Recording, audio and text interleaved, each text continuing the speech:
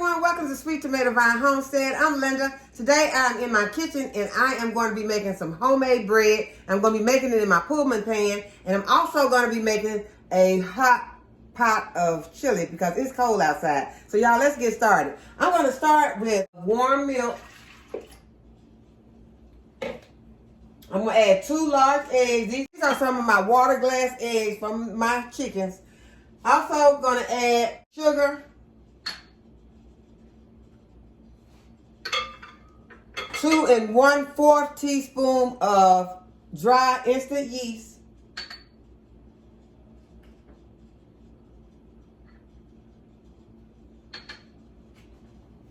I'm going to go ahead and mix those ingredients.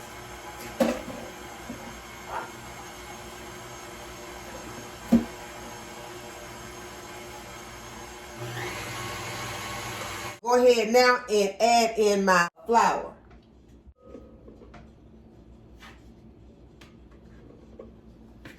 I've already measured my flour, and I'm adding in 2 teaspoons of salt. I'm going to knead this in my stand mixer for about 10 minutes. I'm going to start it on low and I'm going to let it knead for 10 minutes. Okay, now since my dough has been kneading for about 10 minutes, and y'all, this is going to be a sticky dough. So you want to go ahead and now add your softened butter. And this is like room temperature butter. I'm going to add just a little bit of it at a time.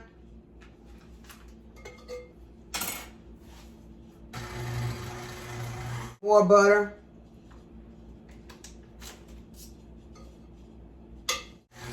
Until I got all my butter in, then I'm going to go ahead and I'm going to knead it for another 10 minutes. Okay, next I'm going to lightly flour my surface, and I'm going to remove my dough.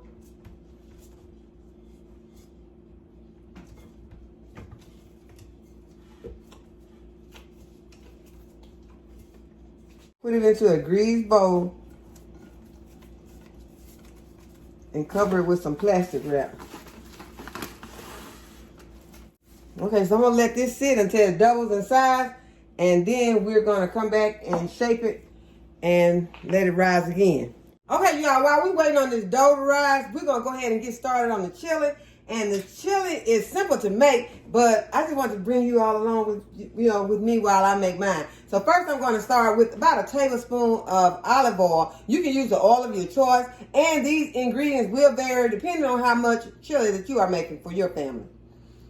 I'm going to start with about a tablespoon of olive oil. I'm going to add about 1 1/2 onion. It's a small onion. Go ahead and get them sauteing in my pan.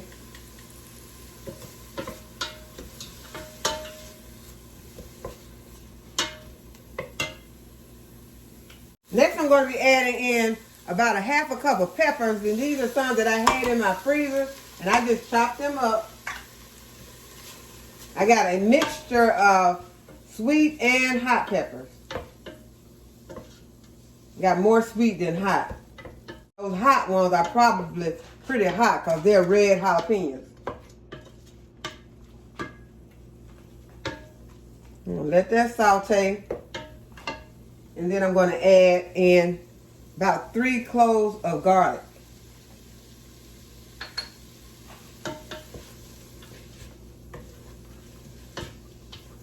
Next, I'm going to be putting in my ground meat. And you can use the ground meat of your choice. I'm going to be using ground beef.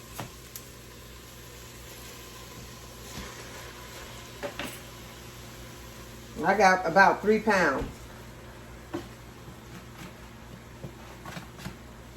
I'm going to break it up and just let it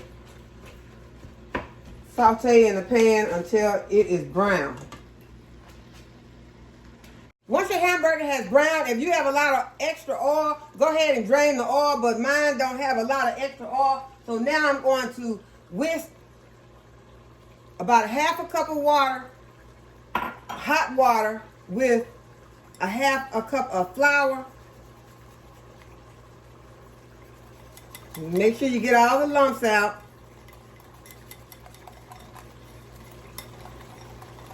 And then I'm going to add it to my hamburger and onions. Give that a stir. And now we're going to start adding in our seasoning. I'm going to add about a half of tablespoon of salt.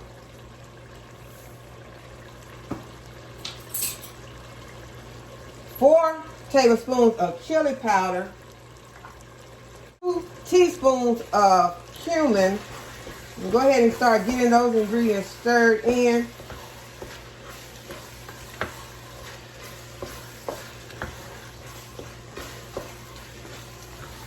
I'm going to lower my heat while I'm getting my ingredients in. I've got a tablespoon of garlic powder.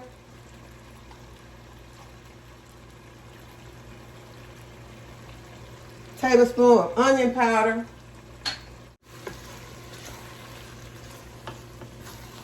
A teaspoon of oregano. Teaspoon of paprika. A tablespoon of minced onions.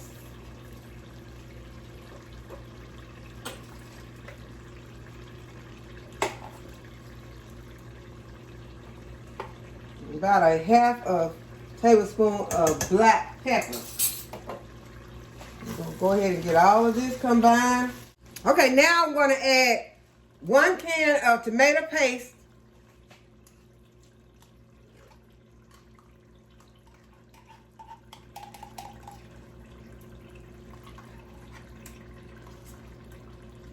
And 3 cans of tomato sauce.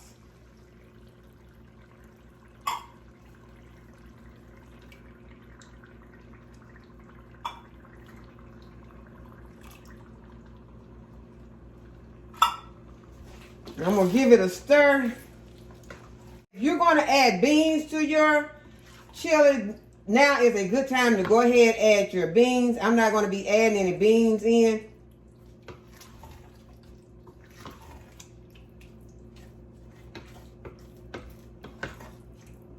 So I'm just going to add some water that I have taken from the tap, and it is pretty hot.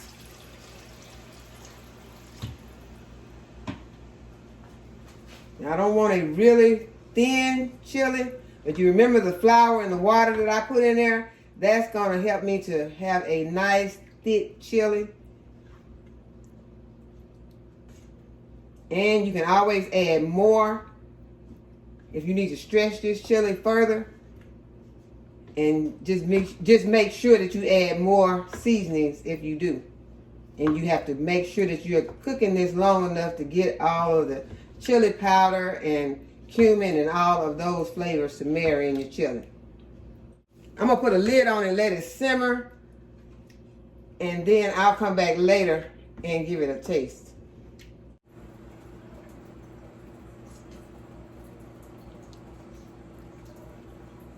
It's delicious. But it does need a little bit of salt. I'm going to add some more salt to it and let it continue to simmer.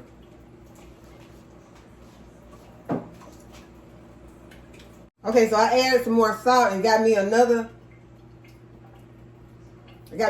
utensil to taste with. Don't double dip. It's perfect. Now I'm going to go ahead and peel some potatoes because I want some chili fries.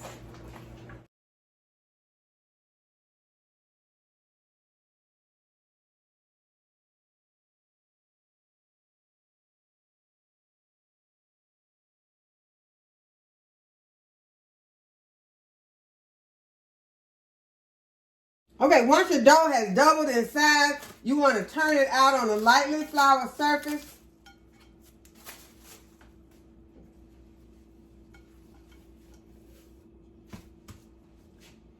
It's going to be a nice fluffy dough, and you can flip it over and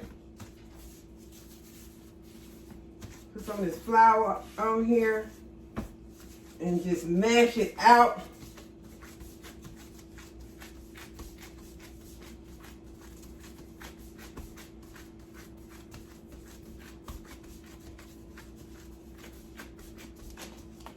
And then you're gonna roll it. You're gonna you're gonna roll it pretty tight.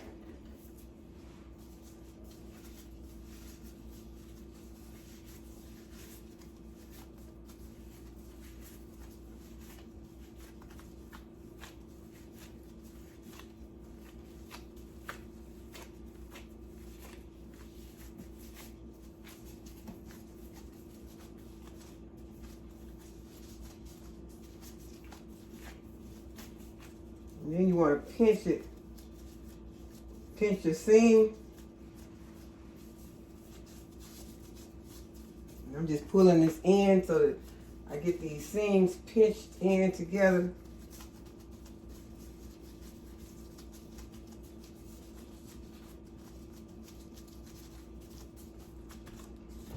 Okay, you want to get this is the Pullman Pan. And I put some Crisco shortening inside, vegetable shortening.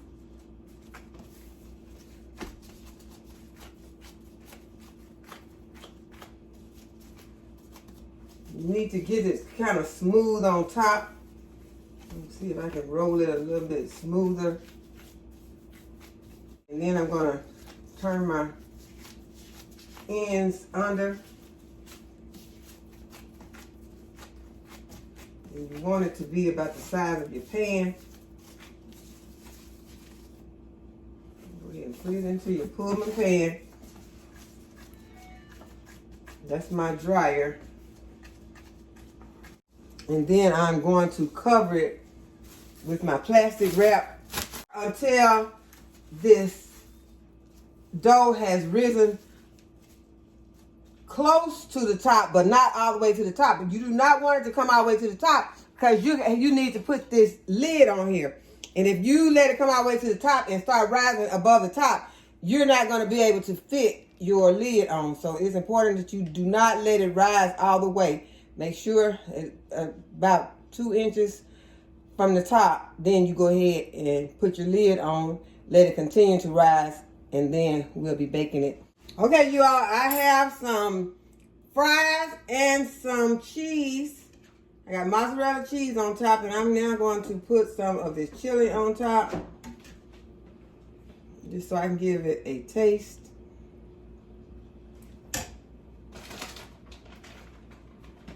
Add a little bit more cheese. And now we're going to give it a taste.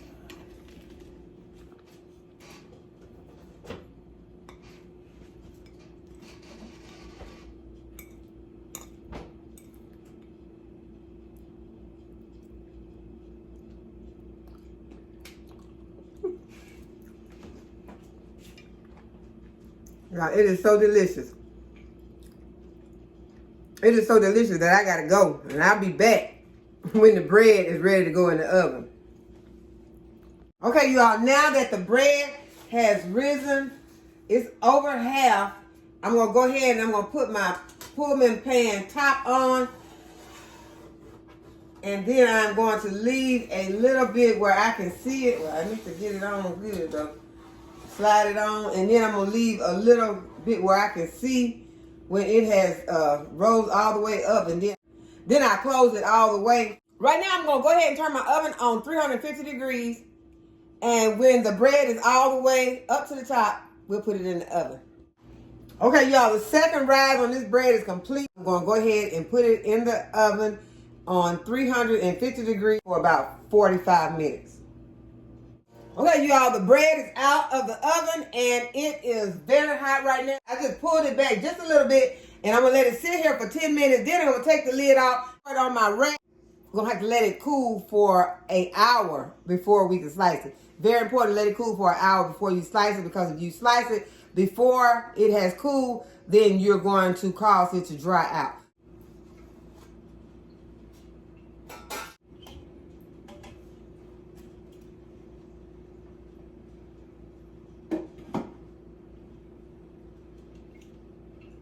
So I'm just going to rub some butter on the outside. Okay, so I just melted some butter, and I'm just going to brush the butter on my bread. and then allow it to cool for an hour.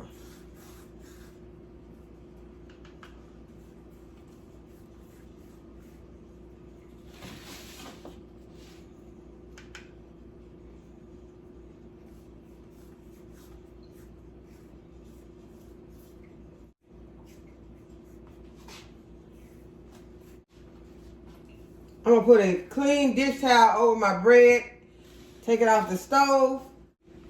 I'm gonna let it sit for 1 hour. Okay, you all, it has been an hour.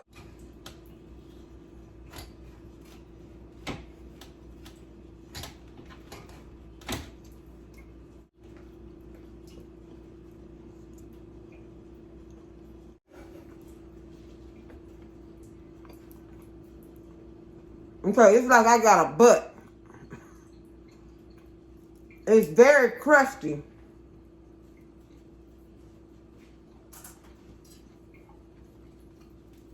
See if I can get me a piece out the center.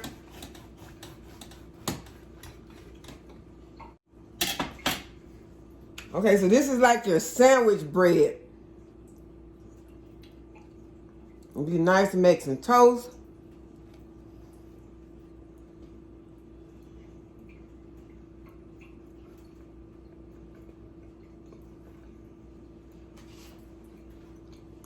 It's really good.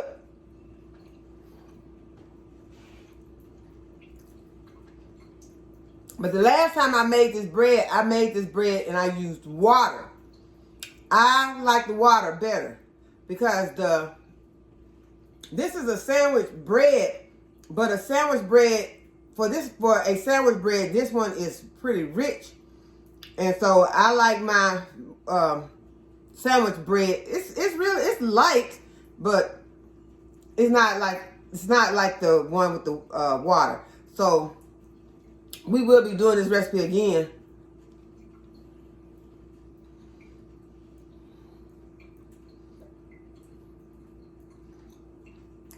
It's good, but it'll be perfect for toast. It'll be perfect for a bread pudding.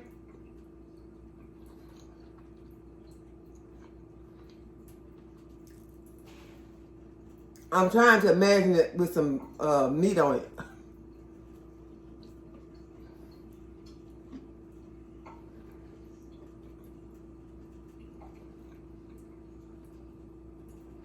Tuna is what I'm trying to imagine on it. Tuna, like tuna salad, chicken salad.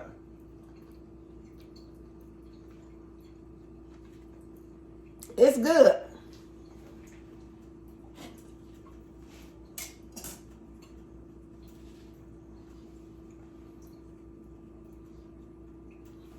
But I'm going to be honest with you, it's not my favorite bread recipe. We will be doing this recipe out because I want to be using my Pullman Pan. I did a recipe in the Pullman Pan before. It was one that I used with water. It tastes better, but it did not last that long. So we got to get this Pullman Pan bread recipe right because I like the look of the Pullman bread. But I need this Pullman bread to do more for me than this bread is doing for me right now. I hope that you all have enjoyed the video and that you will give it a thumbs up and subscribe to my channel and hit the notification bell to be notified when I upload a new video. And as always, thanks for watching. I'll see you in the next video. Bye-bye.